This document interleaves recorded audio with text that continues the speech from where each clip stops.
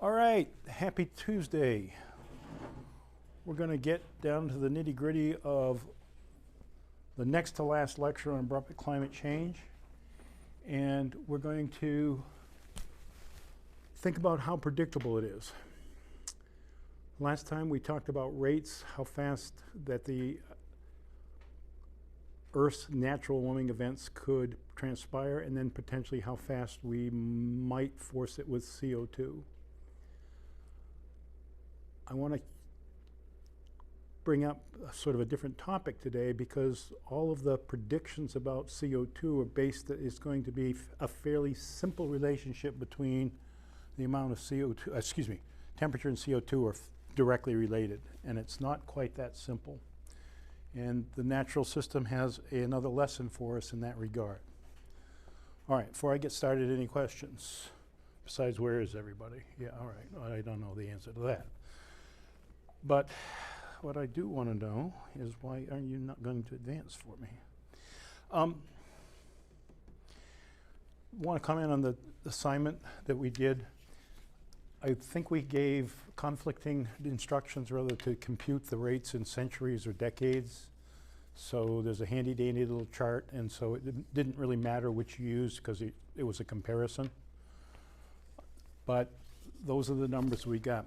Now the question that I have for many people, or I don't know if you were up here or not, but there were a lot of people who tried to upload some sort of graph and it was basically empty, or the matrix of things.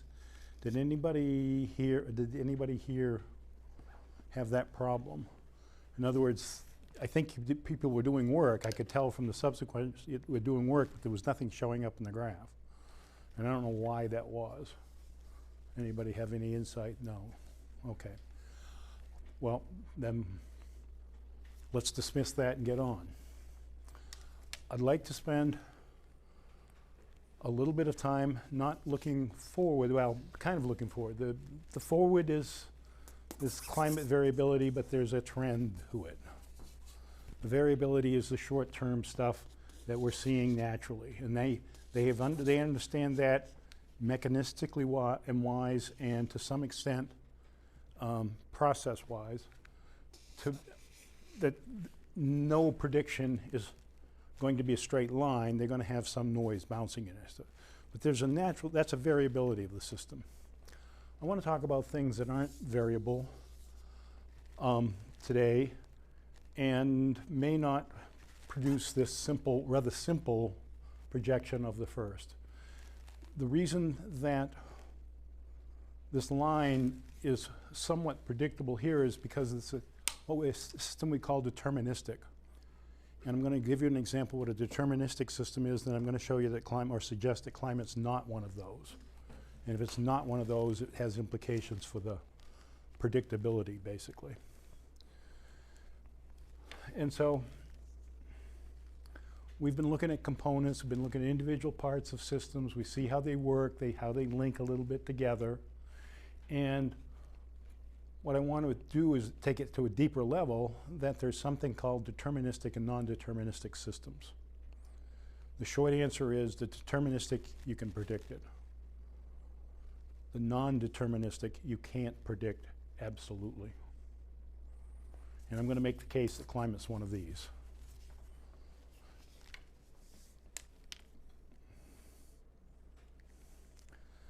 A deterministic system is sort of based in a physics principle.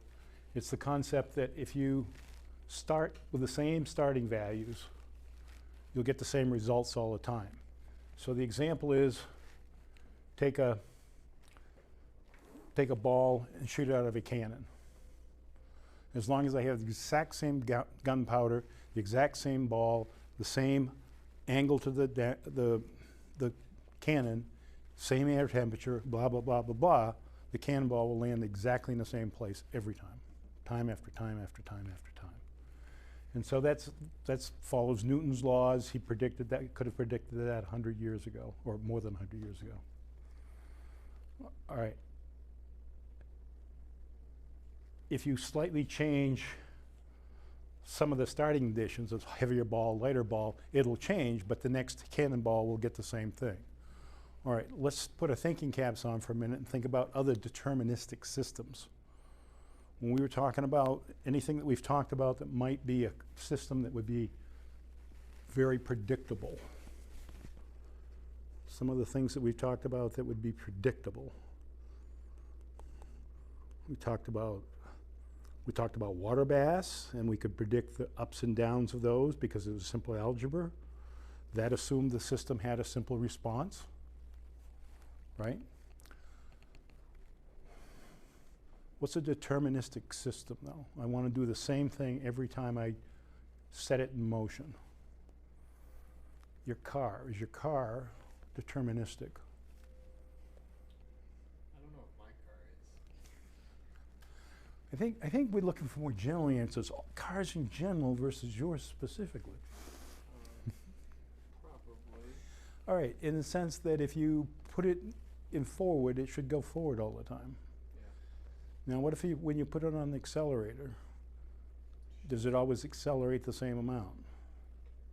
Should. It should. It probably doesn't exactly, but it's probably more because you're going up a hill, you're going down a hill, you got extra baggage in the car, you're not pushing the accelerator down. But those things, if they were taken into account for, would mean that the acceleration, the speed after 5 minutes should always be the same. That's what would be a determinist. Your car would be a deterministic system at some level. Can you think of another deterministic system? Something is sort of, it's great if you can do it and you get the same result every time. Deterministic. Yeah, you know, like maybe getting grades. If you put in the same effort every week, you get the same grade every week, hypothetically, right? You wouldn't want a non-deterministic grading system. Probably not. Okay, so we've got a handle on deterministic systems, and the assumption I think a lot of predictions about the future assume that we can predict it because it's preordained what's going on. All right, guess what? There's non-deterministic systems, and these are a little more complicated to figure out. But basically, they're dynamical systems that are extremely sensitive to the initial conditions. In other words, if the initial conditions change, if just a fly was on your car for the extra weight of a car, then you wouldn't be able to predict the acceleration. It could be much faster, it could be much slower. The example is this animation. If I can get it to work, maybe not. All right, there we go. So here's two rods running around a common central point. And the common point stays the same, length of the two rods are the same. But is the path of the end point of the second rod the same? How would you describe the path as it's tracing out here? It varies, but is it absolutely, totally random? Now it seems to stay in that shape. It can't be totally random because the end point is always sort of the length of those distances away from each other. Not necessarily the full length, but you're not changing anything about the system except a little bit of the snap. Would you add anything to this, to the patterns? Is there any pattern to this where it's traced to or not?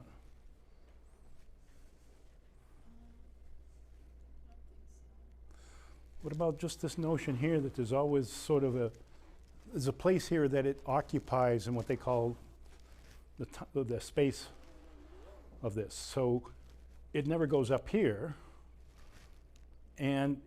but it doesn't always trace that exact path, but it traces parts of that path. So there are boundaries to the deterministic system. It's not like it's totally unpredictable. We can predict its range, but we can't predict exactly what the next swing is going to do. That's the sort of key point. And so that swing doesn't look anything like that swing. But within a certain region, that it re-describes themselves. So it's constrained in some senses, but it's not necessarily a determined system. Okay? Another word for this is chaos, a little bit. Chaos is a more theoretical treatment of this, and I don't know if we have to get into it, but you've heard it. Where does this come from? It comes from a mathematician named Lorentz. He was a genius. He was interested in, among other things, the prediction of weather systems. And this is the famous, he discovered that every time, this was, let's see, this was 1963. So they were using fairly crude computer systems. He would start up the computer system and he would try to make he put a lot of physics about the weather patterns, temperature, humidity, and all these things into the equation. He would try to run it and see how the weather would evolve. And what he discovered after a while was that the weather patterns were kind of all over the map. They fell within certain boundaries, but they did not replicate themselves time after time. As he dug deeper into it, he realized what happens is that in those days they couldn't represent the digits out at the end of the, in significant digits. It might be 1.3, but you really wanted 1.3, 6, 9, 8, 12, 37 off into the night. So he discovered that the initial conditions, or he was smart enough to figure out that the initial conditions mattered. So you go out 5 decimal points, you go from a 3 to a 6 or 5, and you're going to get a very different result. So he wrote this classic paper called The Deterministic Non-Periodic Flow, and it's that the initial conditions have a big difference in how it evolves or behaves. The butterfly effect. Who's never heard of the butterfly effect? Who has heard of the butterfly effect? Yeah. So we got 2 people who've heard of it, and everybody else not answering.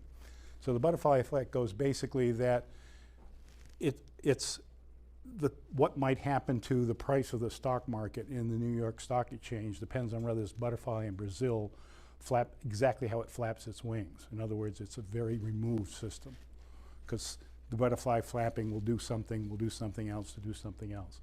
All right. Examples of a non-deterministic system, if you have. Saved again, but I know where you live, so I can get out. No, I don't know where you live, but I know where to find you. Go ahead. Maybe like the ocean patterns. What about the ocean patterns, more specifically? Well, like the Gulf Stream. Okay. It have like the same route it did like 100 years ago or something. Do you recall the picture of the Gulf Stream? We've shown it in the map once, once or twice. It had kind of a lot of curlicues into it, right? Do you think we can determine the position and size of those curlicues? Like in real time you can, but like. In real time you can measure them, sure. Yeah. But can you predict what it will be next year? No. So the Gulf Stream is predictable in the sense that it's going to flow to the north all the time. It's not predictable in the sense of what they call the eddies, the squiggly squags are. Nor are they predictable very far out. I mean, it takes a while to change them, and you could probably predict tomorrow where they would be. Depends on how well you measured them. Another non-deterministic system? Maybe radioactive decay. All right, why would that be non-deterministic? You can't tell exactly when anything in the system is going to happen, but you can predict broadly how fast it happens. Do you predict how broadly, how fast it happens? So what's happening in radioactive decay? You're starting with some sort of molecule and it breaks up, right? Or an element. Yeah. So it's not but the rate of that is fairly well known, right? Yeah. But what about the predictability of a given atom decaying? Is that predictable? Meaning? I got 5,000 atoms of C14s, my favorite decaying radioactive nuclide, and I got 5,000 of them. I know that in 5,370 years, half of them are going to be gone. Do I know which, if I have them numbered 1 to 5,000, do I know which 5,000, which will be gone? No. So it's unpredictable at an atomic level. The broad pattern is predictable, but not the specific pattern. Okay. Is this a chaotic system or not a chaotic system? Could you predict that?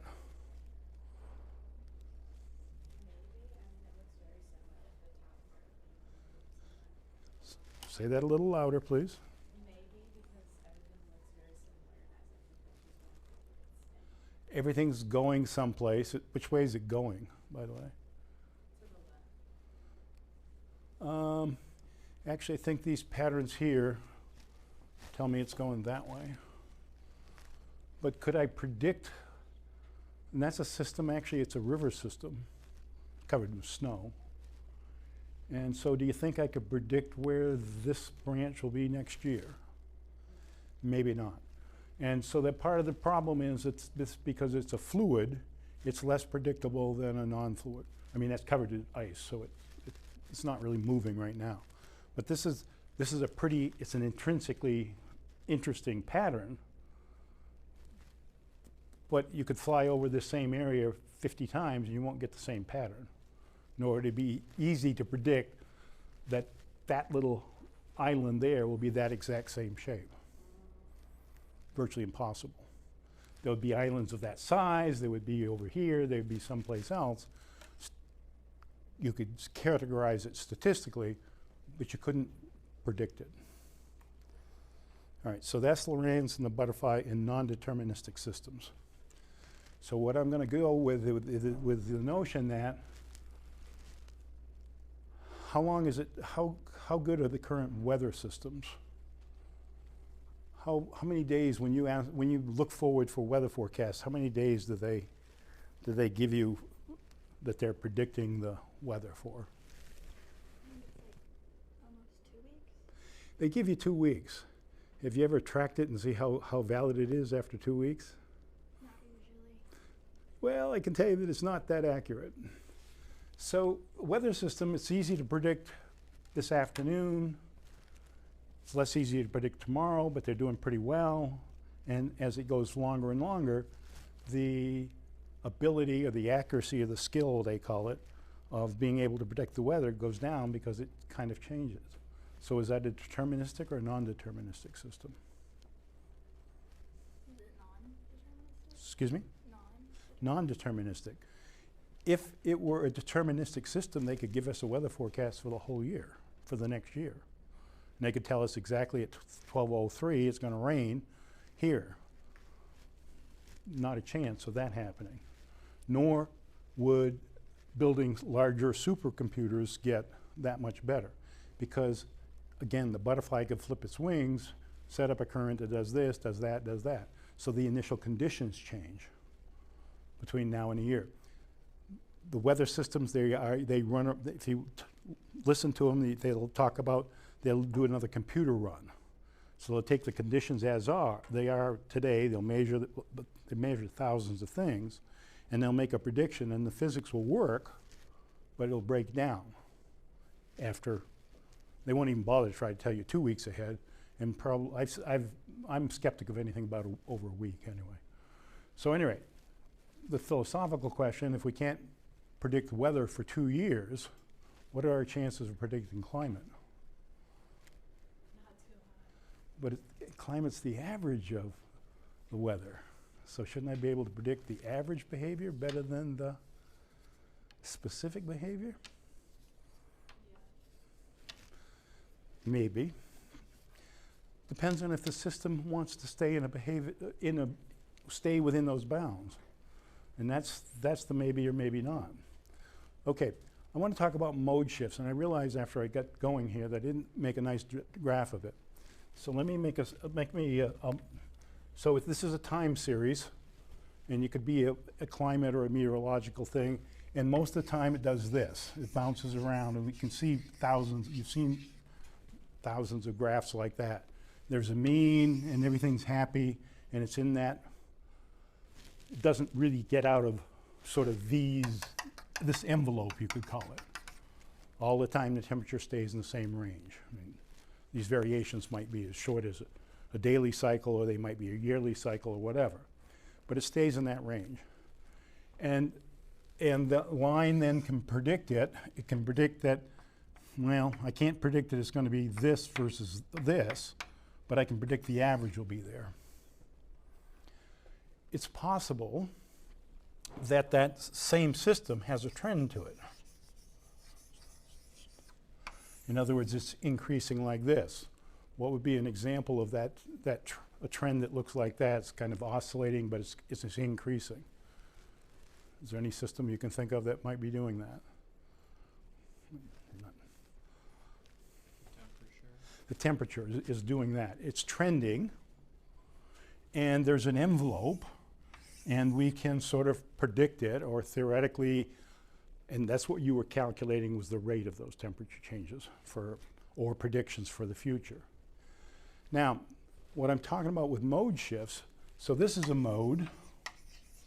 This is another mode, this mode 1, and there's no real name to it, but this is another mode. It's the behavior, and we can talk about it. What happens to a system that does this?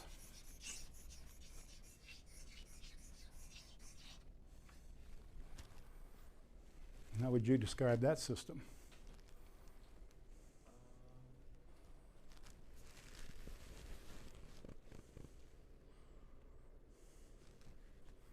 So now it was variable, but sort of stayed in a certain range. What did it do after that? Would that be a mode shift, like it shifted up? This is a mode shift, and talk to me about that term. What about it? So like the bound, or like the range that it had before, like shifted? So the range might be the same. This average, there might be an average to there, could be trending or not, but it's fundamentally a different level of behavior than it was before. And so that would be a mode shift. Two implications of a mode shift. One is if it may be trending, most systems that we know of for climate-based are more like this. They operate in a certain range of variability. But then for some mysterious reason, they decide to go into another mode. And that's basically what I want to give you an example of. And so that means that, what does that mean for the average temperature? How would you compute the average temperature over something that had mode shifts? If I asked you to compute this average temperature, it's pretty easy, right? As is this one. How would you do both of them?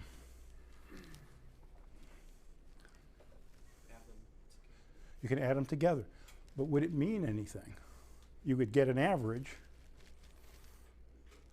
It would have, the values would be in different spots though.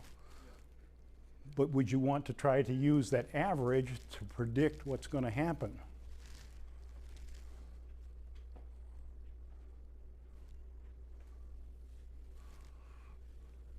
Because if I continue this, it might be going along at this spot and then drop down here to this.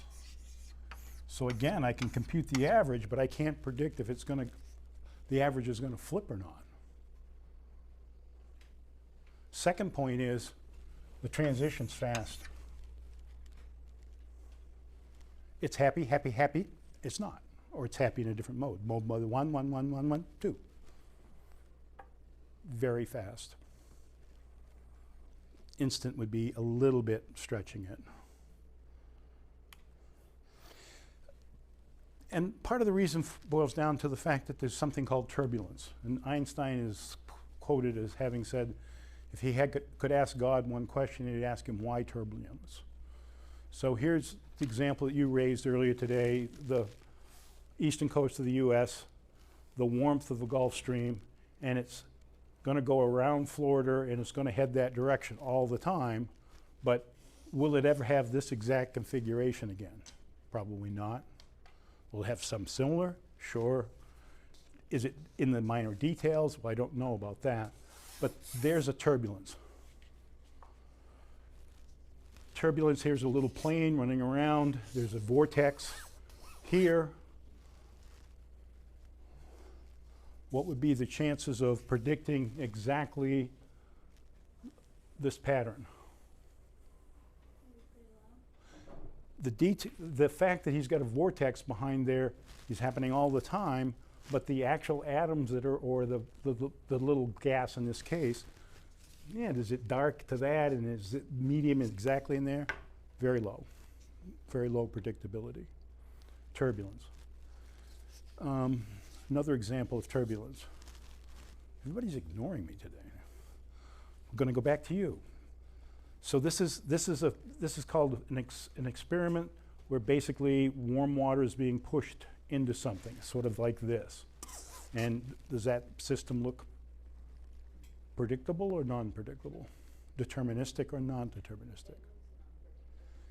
Looks non-predictable, and therefore we call it a non-deterministic system. The physics of what's happening here are known. So in theory, you would say, geez, if I just had a computer, I could figure out exactly what's going on. Easy to do for an average state. Less simple to get that little J hook. Far less simple to get the little J hook. So it's a turbulence that's the thing. The other classic example is if you take your coffee, your dark coffee or whatever you drink, and you pour the cream in it, the bubbles that are coming up there always kind of look the same, but they're never exactly the same because you didn't pour the milk in exactly the same way. You missed the spot. You went over here instead of over there. You had 3 more drops than you did the other time. So the turbulence is a behavior of a lot of fluids. How many fluids involved in the climate system? How many fluid systems? We've talked about several parts of the climate system. Some of them are fluid and some of them aren't. Do you know? Can you think of some examples of the fluid parts of it? Things that flow.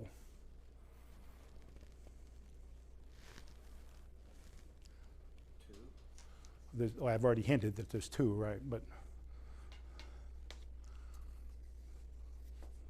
what are some of the parts of the climate system? We talked about radiation and stuff. We also talked about what transports a lot of the heat around.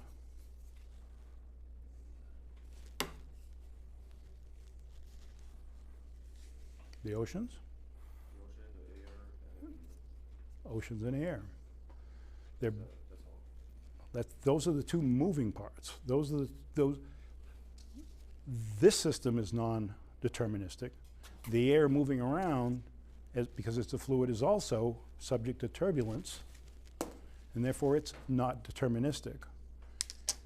And if we put 2 systems together that are unpredictable, what's the chances of the output being predictable? Low. Excuse me? Low. Very. I think the underlying reason that it's very difficult to predict the future is you're dealing with turbulence systems that combined become non-deterministic. 2 turbulent systems. That's my opinion. So basically, oh, we get another movie. Excellent. Maybe we get a movie if I can figure out how to make the movie go. Maybe I can. It says movie, right?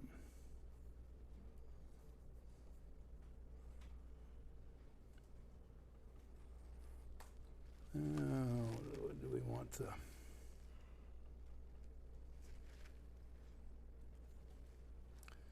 So the idea being that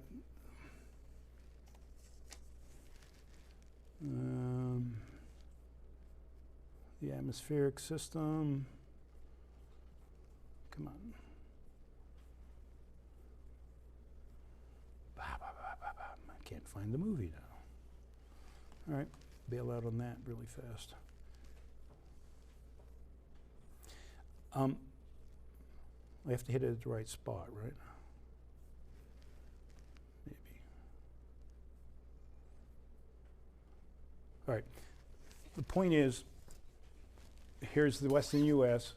This is a belt of higher precipitation or moisture content. Here's another belt of higher moisture content. And how predictable is it? Well, it turns out that they're pretty predictable. It's going to hit this part of California, but rather it's going to hit it here or here on a given storm. How many weeks ago was it that the hurricane that developed down here all of a sudden took out Acapulco because they didn't predict the intensity? It rapidly gained strength. They couldn't make that prediction. So, two fluid systems interacting on the turbulent behavior. Can you get it specifically? No, is my suggestion. Another example, we stylistically talk about the circulation belts. And this was a mechanism to transport heat from the equator to the poles. And we did it for the atmosphere. And the atmosphere is a nice fluid. And it made sense. We drew a loop, and then we discovered that there were multiple loops, and everybody was happy. And then we looked at a map, and we could see that there's certain zones exactly like this, that the flow is this way, and then there's a flow that way, and then there's a flow this way. And on average, these storms go around all of the time, right? So those positions here are stationary-ish.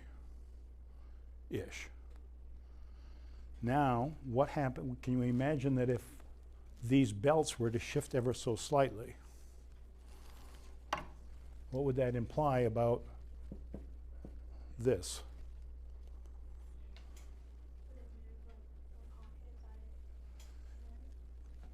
These are the belts that are accommodating the energy balance. And if you move them a little bit, is the energy balance going to change? Probably. It still wants to accommodate the energy, but it might do it in a very different way.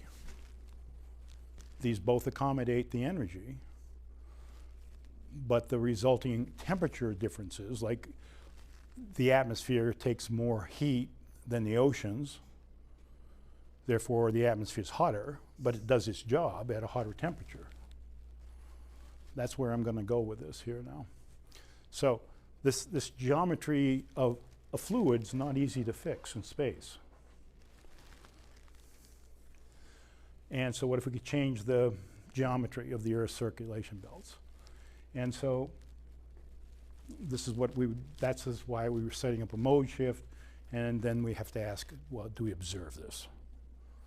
And so there's a paper I'm going to show you an example from, and it talks about the terminations. Again, the suggestion is that it's major reorganizations of this system. Such reorganization jumps between stable modes of operation, which cause changes in the greenhouse gas concentration and the albedo. So in this model, these are the jumps from one mode to another. And this person is suggesting that for the Ice Age world, changes the greenhouse content because the greenhouse gases turn out not to be that important for the temperature, and the albedo, the different cloud makes. So the contention here is this thing here starts having a lot of downstream effects, if it works. So let's go and see if it works. And it does. This is sort of a decade change in temperature of 5 degrees, right? There's no way to predict that thing was going to go up 5 degrees that day. So here's an example of a mode shift. And one of the things that the Younger Dryas example, this is snowfall. So this is precipitation, basically. This is a proxy for the other thing, this is a proxy for temperature. So this tells me both the atmosphere, the atmosphere and temperature and precipitation involved, so probably the ocean's involved. Another example is, and you saw this diagram the other day, is the so-called Zealander switch. This panel tracks the glacier systems. They're doing something. They do a mode shift, and they do something else. This is the ocean, and I want to go into this a little deeper, gentlemen in back. So here is time, present, 30,000 years ago. This is latitude, and this is A higher number is further south in this case, because we're in the this is about New Zealand, and so we're in the southern hemisphere. So remind us what the colors might mean. So the red is like hotter, and the green is kind of like middle, and then blue and purple is like cold. Okay, so there's a color band, and we can't read the numbers, but it doesn't matter. So if I wanted to make a time series map like this, how would I do that? Because this is a map, but I want to boil it down to one graph, right? Because we're always looking at one graph. So how would that look? So I guess it would have like a peak, kind of towards. Well, I guess it would depend like which like latitude you were doing it for, right? Which what? Which latitude you were doing it for? Well, this graph here. Is that what you I'm sorry, I still didn't hear which. So No, I think you said something, I just didn't hear it. never mind. So like the first like 15 years, it would be kind of like at a peak where it would be like higher up, and then like after 15, it would start to go down. And, like Okay, but if I wanted to, I knew this temperature, this temperature, this temperature, this temperature, this temperature, this temperature, and what's happening right with the temperature now? This is over time, right? And did the temperature go up? Yes. And how would I plot that on a graph? What I'm getting at, if you want to represent it that way, you would take a series of points along here, and you'd see it go up and go down really bad, and back up, then up, way up, down, way up. So you'd see exactly this behavior by taking any one of these longitudinal areas. I mean, it's a space thing. So when you see it in a map, it's pretty because it's a little more complex. And there's the two fluids interacting at 17,000 years ago, and you calculated that rate. And for most of us, it was either the Younger Dryas or this example, it was the highest rate we found, right?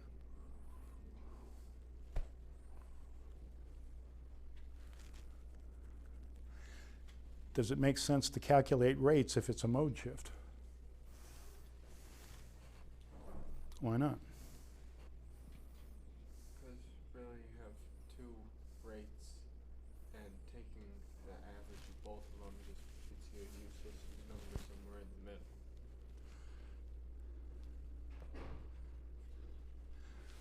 But we were interested in how fast the temperature could change. So this would be an average, and this would be a different average, I agree. But if I'm interested in how fast it can change, can I take, is there any validity in actually computing that rate? There is for that set of conditions. And what are you actually measuring by measuring the rate of here? How drastically things change. Well, you're asking how long did it take the transition from mode 1 to mode 2? How long did the transition happen? And so one of the problems with all of the geology that we do is the records don't have a fast tick-tock to them. We can't measure things very precisely. So in this particular case, we found out this took a couple hundred years, but then the question becomes, was it because the mode shift took a couple hundred years to go, or our clock can only measure to a century or two? What do you think? What was the first one? Before the clock? Before The first reading? the two options are for this taking a couple of hundred years. One is because that's how long it takes to go from one mode to get reorganized. It takes a couple centuries. Another possibility is the clock can't measure anything more precise than, say, a century. Honestly, I don't know. And this is always a problem because, oh, look, isn't that pretty? The geologic record is stymied with the ability to tell things precisely. So this particular system that they're studying, they can't actually tell closer than about 200 years. So this jump in here could be artificial because their clock isn't any better than that. I mean, it's a good clock, it's got some uncertainties, but it may not be quite that slow. So the mode shift could be faster than the clock can track it. Younger dryas, same thing. If we did, we were struggling to try, we had to get the expanse time scale to be able to do the exercise. All right, so this is a reconstruction of what happened then, and it's from modeling experiments. It's not necessarily a geological reconstruction, but, and this is the summer conditions, and this is the winter, so-called winter conditions. So in this case, they've taken the seasons and they've talked about a mode, winter mode and a summer mode. That's not to be confused with the summer mode still had winters and summers. But they're taking the concept of the winter and whatever. And so they're talking about ocean currents being the thing that flips it back and forth. And one of the things that they talk about, and it's a little bit scattered in here, is this circulation belt goes through north of New Zealand here, and then it makes a loop-de-loo here under certain conditions. Under these conditions, and this is a loop-de-loo here, under these conditions, that loop-de-loo is there, it's a slightly different place, but this loop-de-loo, instead of coming back here, goes back over here. So you change the whole position of the ocean current. If you're making around with change the position of the ocean current, you've got to have either a big cause or you're going to have a big effect. So here's an example of what would happen in that fluid system. And so they're talking about, as a result of this, moving where the winds are. And you have to look very carefully, but this is one of the boundaries of the wind circulation belts, the little graph that we had before. And so if you look carefully at the dotted green line, in both cases, are they in the same place?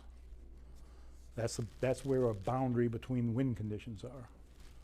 And in the winter and summer, are they exactly in the same place? Subtly different. A little bit further north, there's an ocean change, and then therefore it has to be an atmospheric change. And in this particular seemingly benign example was the difference between the Ice Age world and the non-Ice Age world. And it happened in less than 200 years. The fundamental conditions changed in less than 200 years. We've been misled because the big ice sheet that was over North America took 8,000 years to die. It was killed. You just didn't know it. It just took that long to melt it all. So this is a big revelation of the science. All right. I'm not sure this gets us. Okay. This has basically the same theme. And I don't know if I need to go through it, but I will point out that the ITCZ, our friend, changes every year, once a year. Doesn't change long, but that's the summer-winter mode. That's this ITCZ is the circulation belt that's at the equator. And the point that it varies over time every season. What are the implications for how fast a mode shift could happen then?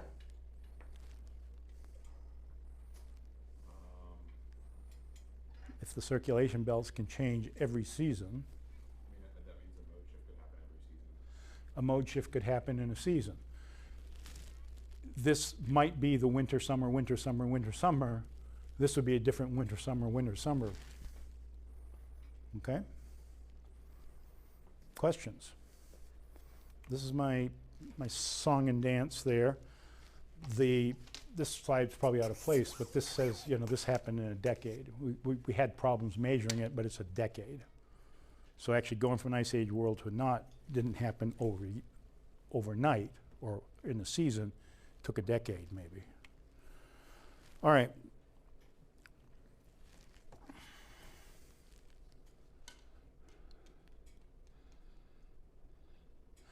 And so these rates that we calculated from this graph have kept changing. And one of the questions becomes, I stuck that blue on there. So these rates kind of bounced around, right? Now I want to change, if I make a blue line reflecting that, could that be a mode shift? In other words, what I'm just looking at from here is this part of the shape of this thing. And this reconstruction had all of these in here and they wiggled them around. But you see, any of these are not the same as this one. So could that be a mode shift? Hypothetically, that could be a mode shift.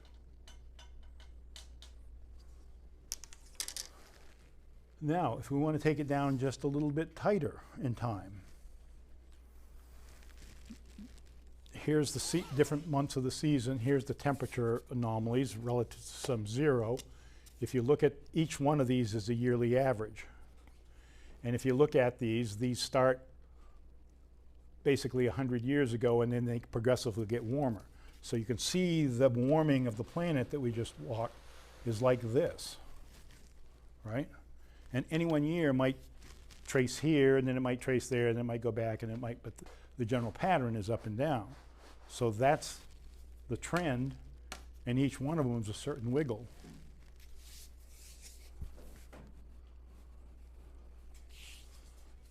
This is this year.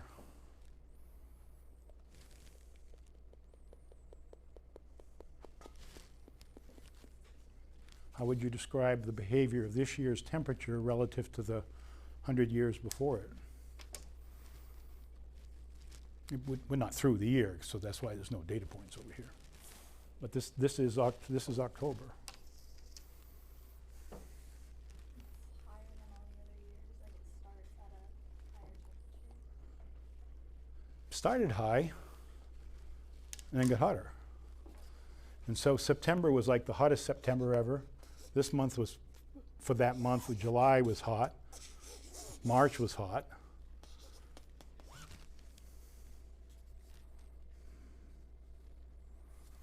And it's outside of the natural variability.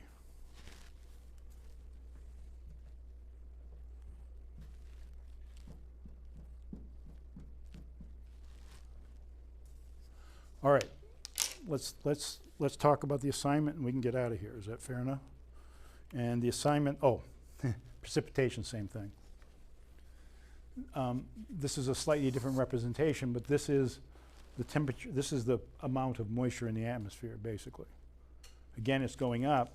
This year is sort of a record, but it's not quite as dramatic as the temperature shift. So things are changing, no surprise, and the question is how fast? All right, hypothetically I'm asking something about the Zealander switch, monkey around with just some little ocean current. And if it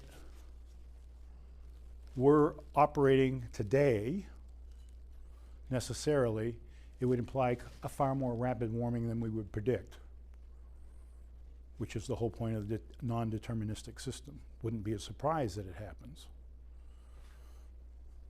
So we might be talking about something that goes, a planet that goes from a glacial mode, an interglacial mode, and then even a newer mode, variability.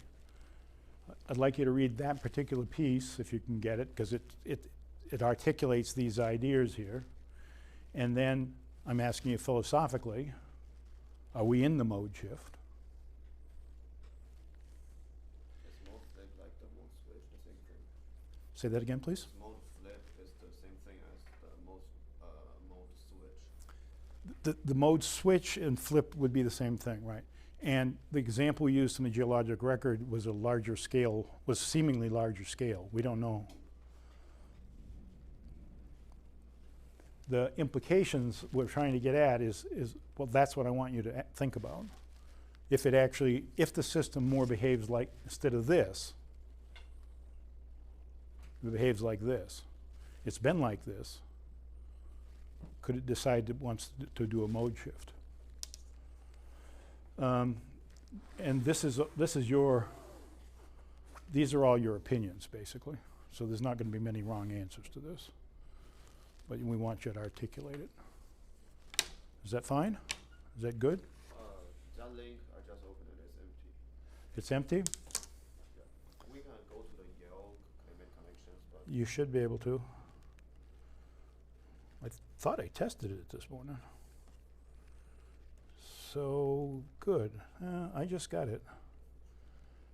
Is that because maybe it got screwed up in the PDF? Try again. This- Oh, I'm getting it. This actually was, this was just published a couple days ago.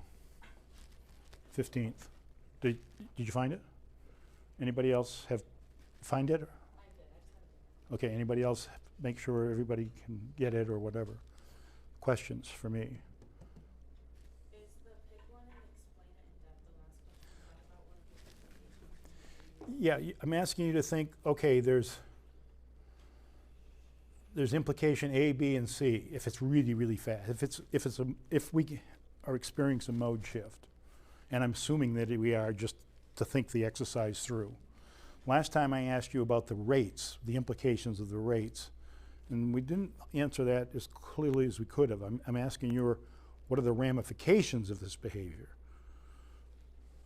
And so if it's really faster than we can have anticipated by any recommendation, what does that mean? Well, there's billions of things it could mean, but I'm just asking you to kind of identify three, the ones that are most interesting to you. And then pick why one of those is even more interesting to you personally, or is of greater significance, or whatever reason, whatever criteria you want to make for picking one of the one of the implications. I don't care what criteria it is. I just want you to think it through in a little depth. Oh, sea level is going to rise. All right, well, that's fine, but then that's not the real implication, is it? No, I mean, the sea level rising is fine. One could ask whether sea level would rise faster because of this. And I can tell you it won't, because it takes a while for that melting to kick in. What it's going to mean, though, is it's going to go up, when it hits, it's going to go up a lot faster, start faster and go up higher. All right, let's get out of here, unless there's questions. No? All right. Have a good weekend.